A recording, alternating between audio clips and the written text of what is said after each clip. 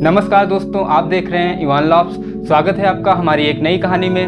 हम आपके लिए छोटी छोटी कहानियां लाते रहते हैं जिससे आपको कुछ न कुछ सीखने को ज़रूर मिलता है। तो आप हमारे चैनल पे नए हैं तो चैनल को सब्सक्राइब करना और वीडियो को लास्ट तक देखना। तो चलो हम अपनी आज की कहानी शुरू करते हैं। एक सन्यासी था। एक युवा आदमी उस सन्यासी के पास कभी कभी आता था। उस युवक ने एक दिन सुबह सुबह आकर उस सन्यासी से पूछा कि मैं जब आपको देखता हूँ तो मेरे मन में एक प्रश्न उठता है, लेकिन दूसरे लोग भी रहते हैं इसलिए मैं आपसे पूछता नहीं हूँ। आप इतने प्रेम से भरे हुए मालूम होते हैं, क्या आपके भीतर कभी घृणा नहीं उठती? और आप इतने शांत मालूम होते हैं, क्या आपके भीतर विचारों का कौतूहल नहीं उठता?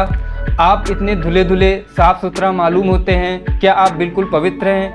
क्या आप जैसा बाहर से दिखते हैं वैसा ही बिल्कुल भीतर भी हैं? मैं यही पूछना चाहता हूँ। उस सन्यासी ने कहा कि ठीक है, मैं तुम्हारे प्रश्न का उत्तर थोड़ी देर बाद दूंगा, लेकिन उससे पहले एक ज़रूरी बात है जो मुझे तुम्हें बतानी है।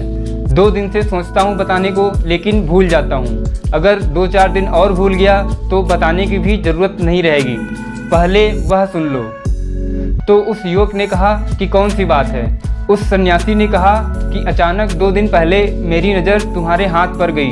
मैंने देखा कि तुम्हारी उम्र की रेखा समाप्त हो गई है। बस 7 दिन और तुम समाप्त हो जाओगे। यह 2 दिन पहले की बात है, तो अब सिर्फ 5 दिन ही बचे हैं। 5वें दिन का सूरज डूबा और तुम भी गए। तो अब तुम पूछो, तुम क्या पूछते थे? वह आदमी उठकर खड़ा हो गया। वह आदमी तो एकदम जवान था, लेकिन यह सुनते ही कि 5 दिन में तुम्हारी मौत है, एकदम से बूढ़ा हो गया। उस सन्यासी ने कहा, बैठो, तुम कुछ बात पूछते थे, तुम कोई अच्छी बात पूछने वाले थे। बैठो, मैं उसका उत्तर दूं। उस आदमी ने कहा, मुझे अब कुछ भी याद नहीं, मैं आपसे क्या पूछता था। फिर कभी जब याद आया तो आकर ज़रूर पूछूंगा। अभी तो मैं जाता हूँ, मुझे क्षमा करें। वह आदमी अब दीवार का सहारा लेकर सीढ़ियाँ उतरने लगा। जब आया था तो जवान था, हाथों में मजबूती थी, पैर शक्तिशाली थे, लेकिन जब जा रहा था तो सब गायब हो गया। आंखों के सामने उसकी अंधेरा छाने लगा। उसकी सारी ऊर्जा खो गई। मौत अब उसके सामने खड़ी हो गई। बड़ी मुश्किल से घर पहुंचा और घर वालों को बताया कि बस 5 दिन और, उसके बाद मैं ख़त्म हो जाऊंगा। उसने घर वालों से कहा कि जाओ, पड़ोस में मेरे जिनसे झगड़े थे उनसे मेरी तरफ से क्षमा मांग आओ। यही आदमी कल सुबह तक सोचता था कि मुकदमे चलवाने हैं और जेल भिजवाना है, आज कहने लगा कि जाओ क्षमा मांग आओ। सब झगड़े जिंदगी के झगड़े हैं। जब मौत आ गई तो कैसा झगड़ा। पास पड़ोस में क्षमा मांग ली। मित्र रिश्तेदार उसके इकट्ठे होने लगे। बस 5 दिन और हैं। और 5वें दिन वह आदमी करीब करीब मृत्यु में डूबा डूबा हो गया।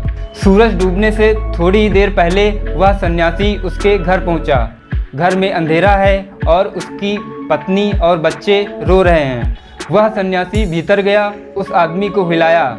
उसकी आंखें बंद हैं और उसकी आंखें गड्ढों में चली गई हैं।